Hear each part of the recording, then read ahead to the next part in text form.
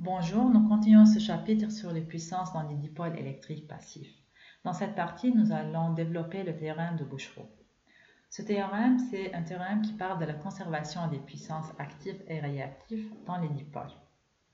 Nous avons déjà vu dans les exemples précédents que la puissance active est consommée uniquement dans les résistances et la puissance réactive est consommée uniquement dans la réactance. Ça veut dire l'inductance ou bien le condensateur. Mais ici, nous allons démontrer cela. Nous commençons par l'application sur un nœud. Et donc nous avons ici un nœud A avec une tension V qui est appliquée dessus. Nous avons un courant rentrant I1 et deux courants sortants dans deux branches différentes, I2 et I3. Nous savons déjà que I1 égale I2 plus I3 et nous savons aussi que la puissance S1 complexe égale S2 complexe plus S3 complexe. Mais ce que nous allons démontrer, c'est que la puissance est aussi conservée en puissance réelle toute seule et puissance imaginaire toute seule. Donc P1 égale P2 plus P3 et Q1 égale Q2 plus Q3. Donc pour démontrer ceci, nous allons commencer par l'équation des courants. Donc I1 complexe égale I2 plus I3 en complexe.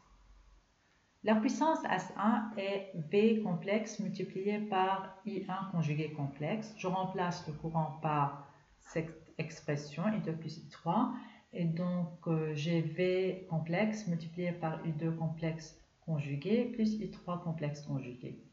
Je développe chaque courant et donc I1 ça devient I1 cosinus phi1 plus J sinus phi1, I2 c'est I2 cosinus phi2 plus J sinus phi2. Il faut bien faire attention parce que c'est le conjugué complexe, nous avons ici un plus au lieu du moins parce que c'est le courant I2 phi2 et non pas moins phi2. Et pareil, I3 c'est I3 cosinus phi3 plus J sinus phi3. V1 I1 cosinus phi1 c'est la puissance P1. V1 I1 sinus phi1 c'est la puissance Q1. Pareil, VI2 cosinus phi2 c'est la puissance P2. VI2 sinus phi2 c'est Q2. VI3 cosinus phi3 c'est P3 et VI3 sinus phi3 c'est Q3. Dans cette expression, nous pouvons prendre la partie réelle toute seule et la partie imaginaire toute seule. Et donc, nous allons avoir la séparation des deux puissances. Et donc, j'ai l'expression P1 égale P2 plus P3 et Q1 égale Q2 plus Q3. Il faut très bien noter que S1 n'est pas égal à S2 plus S3 en module. Elle est uniquement vraie si S1, S2 et S3 sont complexes. Passons au théorème de Bouchereau appliqué sur une branche. Donc, nous avons ici une branche, donc une ligne de transmission. Nous avons une charge qui est connectée au point B. Nous avons la source au point A, j'ai V1 au point A, V2 au point B, et j'ai une impédance sur la ligne de transmission, et j'ai un courant qui traverse cette impédance, un courant I. Ce que je vais démontrer ici, c'est en fait que la puissance active est absorbée par la résistance, et la puissance réactive est absorbée par la réactance. Comme démonstration, nous allons commencer par l'équation de la chute de tension, V1 égale ZI plus V2. Si nous multiplions les deux côtés par le complexe conjugué de courant, nous aurions V1 I1 conjugué complexe égale Z complexe multiplié par le module du courant en carré, plus V2 complexe I complexe conjugué. Si S1 est la puissance apparente au point A, S2 est la puissance apparente au point B, ça veut dire S1 égale V1 I conjugué complexe égale Z I au carré plus S2 qui est égal à V2 I conjugué complexe.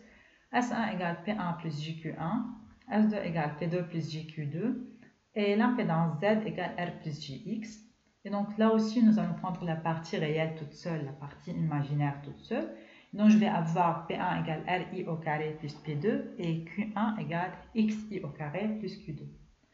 Donc nous avons démontré par ceci que la puissance réelle est consommée par la résistance et la puissance réactive est consommée par la réactance.